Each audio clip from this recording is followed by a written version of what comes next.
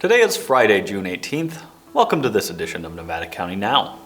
Today's episode, we're talking Juneteenth, new parking lot, organ donation, and more.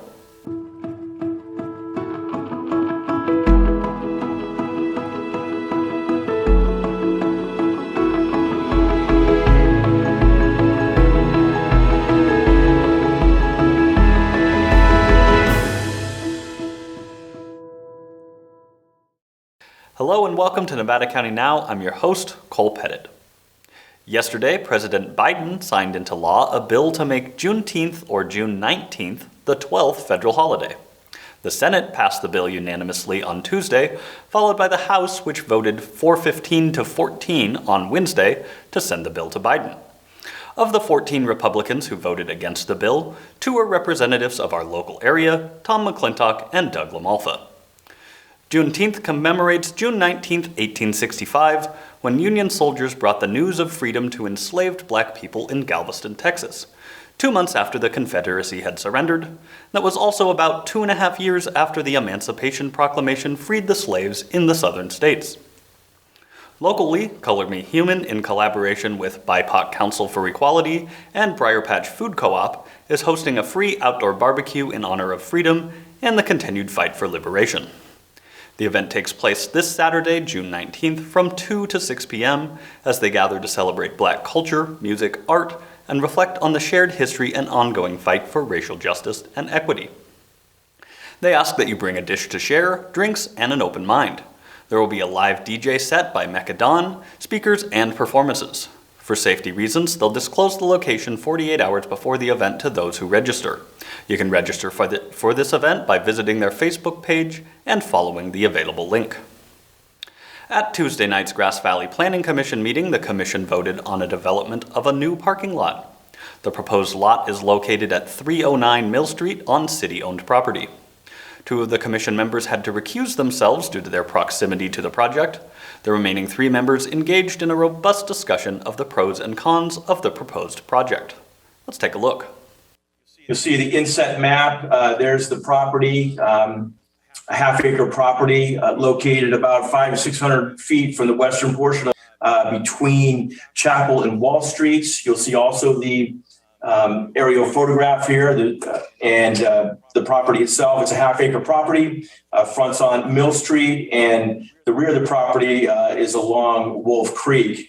The property in the vicinity is low-density residential. With respect to the property to the south, that is multiple family dwellings adjoining the property to the south. By way of background, the property was a former site of Grass Valley's first sawmill, Grass Valley Brewery and Ice House, which was converted to multiple family dwellings. Those dwellings burned down and were demoed in 2009. The site has been previously developed, has been materially altered with demolition and grading. There are, however, remnants of retaining walls still present on the site. In 2018, the city purchased the property with the intent of constructing a parking lot. November 19, the city presented an application for that use. Based on comments received at the time, the city withdrew the application.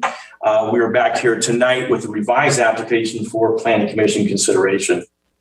I have one serious concern because I live not close, but I walk all in that area. And the one concern I really have is about putting a parking lot in that neighborhood. I feel like it's a really nice choice area for a piece of property for the city of Grass Valley to perhaps, I feel like there may be a better opportunity of use for that. That could be a mixed use or having more some townhomes or some really nice looking Victorian style duplexes or something, so that we actually, I think it would be a great site for affordable housing or some mixed use that would integrate some of the things like the trail and the parks, as well as some housing. I feel like a parking lot would detract. Kim, I respect your opinion too about an ideal spot possibly for housing, but we also do need the parking, and it's a balancing act of trying to accommodate all people. We know the street to be narrow. We know how tough it is for people who already live there to park. So I am fine with doing the parking lot as long as we landscape it as nicely as possible. I think it will help the residents who live there. And clearly it's an easy walking distance to what will be, I presume, our new Mill Street. That'll be closed off. Right. And I'm very much for the parking lot for those reasons. In the end, the commission voted 2-1 to move forward with the project. We've seen an increase of 32 COVID-19 cases since last week, bringing our total to 4,903 confirmed cases. 77 cases are currently active with 4 hospitalizations, and the death toll remains at 75. According to the state's data, our adjusted case rate sits at 3.9, and our test positivity rate increased slightly to 2.8%. The tier system went away on Tuesday, and the state has reopened with a few minimal restrictions remaining. Here with an update from the county, including some COVID news, it's Taylor Wolfe, Public Information Officer for the County of Nevada. Happy Friday, everyone. For today's Nevada County update, I'll be going over the latest COVID guidance, how to beat the heat and conserve energy during this hot weather, the library's summer learning program, free mulch this weekend, and the adoption of our 21-22 budget. This week, the state's blueprint for a safer economy tier system was lifted, allowing business operations to move back to pre-pandemic operations without capacity limitations. This also changed the current masking guidance statewide, allowing fully vaccinated people to go unmasked in most places. However, you may not see masks go away completely. Under the California Department of Public Health's current guidance, a business could request that all their customers wear masks, and people may choose to continue to wear their masks as we transition back to normal. Masks are still required for everyone in some settings, such as public transit, schools, healthcare settings, correction facilities, and shelters. COVID vaccines are still widely available on myturn.ca.gov. We've recently reached just over 50% of Nevada County residents fully vaccinated, with over 90,000 vaccines administered. Walk-ins continue to be welcome at our Whispering Pines Clinic in Grass Valley with all 3 vaccines available, and transportation assistance can be requested via MyTurn. This week, our Board of Supervisors adopted our 21-22 budget, with increases going towards roads, bridges, and transit bus improvements, and some savings due to the closure of our juvenile hall. The budget plans for and supports our 2021 board objectives, including reducing the risk of wildfire, a post-pandemic economic recovery strategy, equitable expansion of broadband access, addressing homelessness, supporting affordable housing, and maintaining the county's fiscal stability and core services. Looking at what's ahead, the National Weather Service Sacramento has issued an excessive heat warning for portions of Nevada County through Saturday evening. These higher temperatures can be dangerous for all people, but especially the very young, senior citizens, and those with chronic medical conditions. Beat the heat in public places like your local library branch, movie theaters, or shops. Remember to stay hydrated, don't leave your pets in the car or walk them on hot pavement, and try to find shade if you're spending time outdoors. A flex alert to conserve energy was also issued for yesterday and today, asking people to conserve energy between 5 and 10 p.m. to reduce stress on the grid and avoid power outages. While you're taking a break from the heat at our local library branch, it's a great time to sign up for the library's summer learning program that kicked off this week. Programs are available for children, teens, and adults through the end of July. Find information on the different programs and activity available at mynevadacounty.com/library. Last but not least, free wood chips are available this weekend through our Green Waste program with the Nevada County Fire Safe Council. Mulch helps with erosion control, moisture retention, soil enrichment, and weed suppression. Mechanical loaders will be on site to fill the truck beds and trailers. Find more information at readynevadacounty.org. That's it for my Nevada County update this week. Thanks, Cole, for having me on. Thanks, Taylor. As Taylor mentioned, it's going to be rather warm for the next few days, but if you're sturdy or willing to get out early in the day, it's still nice to get out and enjoy our local trails.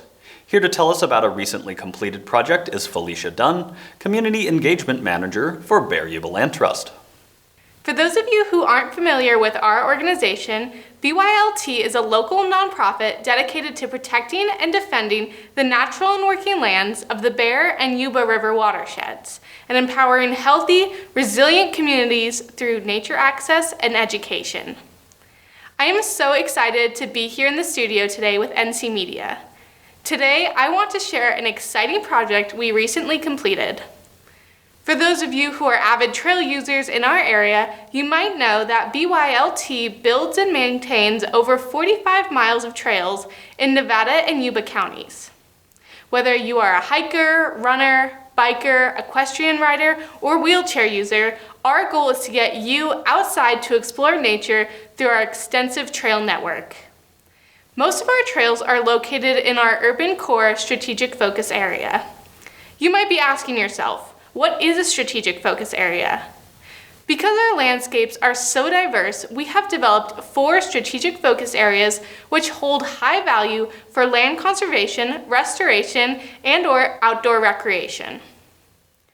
The urban core region includes the cities of Grass Valley and Nevada City and the surrounding Nevada County landscape.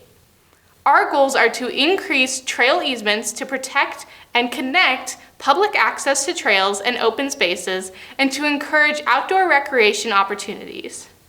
Trails are so important in our community because they provide access to nature and routes to local businesses, schools, and places of work. Now that you understand a little bit more about the work BYLT does in the community, I am very excited to announce that the newest trail project within the urban core region has been completed. Last month, Daspah Seyo Trail was officially opened to the public. In 2018, the city of Grass Valley partnered with BYLT to create a new network of earthen trails that meandered away from the main paved section of the Wolfe Creek Trail and down along the creek. Daspah Seyo Trail is named in honor of the Nisenan people. Daspah was the name for the Grass Valley area, and Seyo means waterway. At the start of every trail project, our staff visits the site of the new trail and delineates the new alignment. This usually involves a lot of cross-country trekking. Once the trail is properly and sustainably laid out, it's time for our trail stewardship team volunteers to join our staff to create and finish the new trail. Thank you to our community partners, the City of Grass Valley, Nisenan Tribe, and Wolfe Creek Community Alliance for helping to make this project possible. You can access Daspah Seyo Trail via the Wolfe Creek Trailhead at the parking lot located at the North Star Mining Museum or other entrances along Freeman Lane. Acceptable uses for this trail include hiking, biking, dogs on leash, but no motorized vehicles. I hope you enjoyed learning a little bit more about BYLT and are as excited as I am about this new trail project. If you snap any photos of your hike along the Daspah Seyo Trail, be sure to share them with us on Facebook or Instagram. Thank you so much to NC Media for hosting me during their show. If you would like to learn more about BYLT, you can visit us at www.bylt.org or call us at 530-272-5994. Again, I'm Felicia Dunn, and together we can protect our open spaces and wild places. Thanks, Felicia. Now, there are some things that can be difficult to talk about in life, like end-of-life decisions and organ donation. But your decision to face an uncomfortable reality can mean the difference between life and death for someone else. Here to tell us more about the organ donation process is Kimberly Parker, Executive Director of the Sierra Nevada Memorial Hospital Foundation.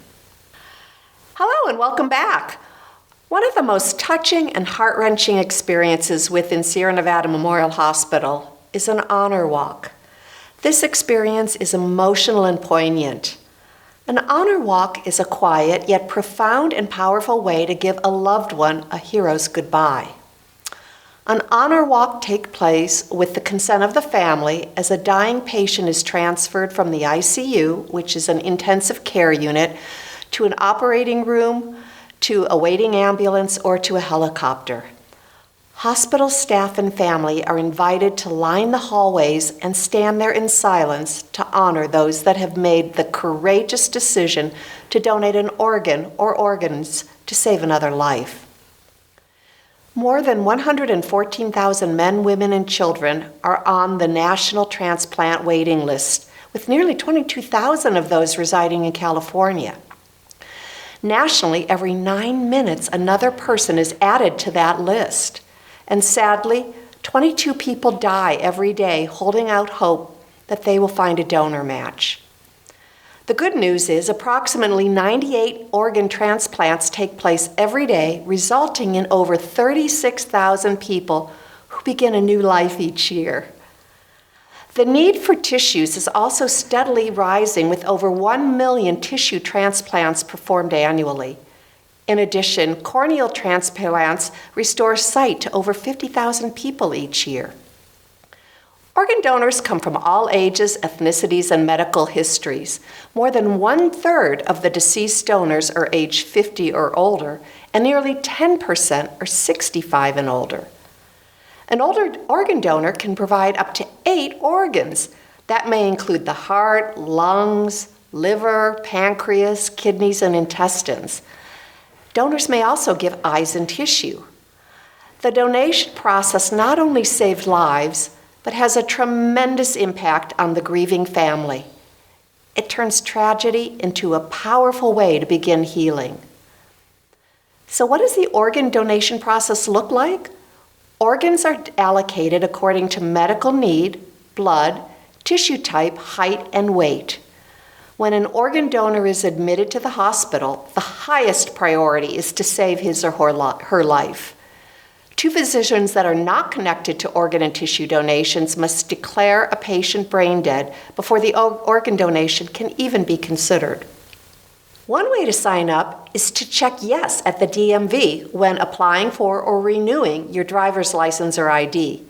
Another way is to sign up on the Donate Life California website, although you must be at least 13 years of age to do so online. It is important to include that you are an organ donor in your advanced healthcare directive and to make sure that those close to you know of your wishes. There's no cost to the donor. There is no greater gift to give than a gift of life to someone that hope is all they have left to hold on to. Please consider making an organ donation. Thank you. Thanks, Kimberly. Businesses across the state are starting to reopen, and Nevada County Media is no exception. We moved into a new facility a few months before the pandemic began and have not yet been able to take full advantage of all that's here. Tomorrow, Saturday the 19th, we're hosting an open house from 11 a.m. to 3 p.m. If you have an interest in anything involving media production, we invite you to come and explore all the available options to get you started on your creative journey, whether you're a beginner or a pro. We're located at 355 Crown Point Circle in the Whispering Pines Industrial Park in Grass Valley, behind Analog Devices. Out of concern for everyone's health and an abundance of caution, masks will be required at this event. To learn more about Nevada County Media and the rich experience offered by Community Access Television, visit us at www.nevadacountymedia.org or call us at 530-272-8862. The newest addition we've begun work on is a Nevada County Videotech Museum. Nevada County-based companies played a pivotal role in many of the technological innovations that took place across the film and television industries. We've been receiving equipment over the last week and are beginning to organize and build displays to show off this bit of local history that's often overlooked. We'll leave you this evening with a brief taste of what's to come from this new endeavor. And remember, stay safe, take care of each other. We'll see you next week.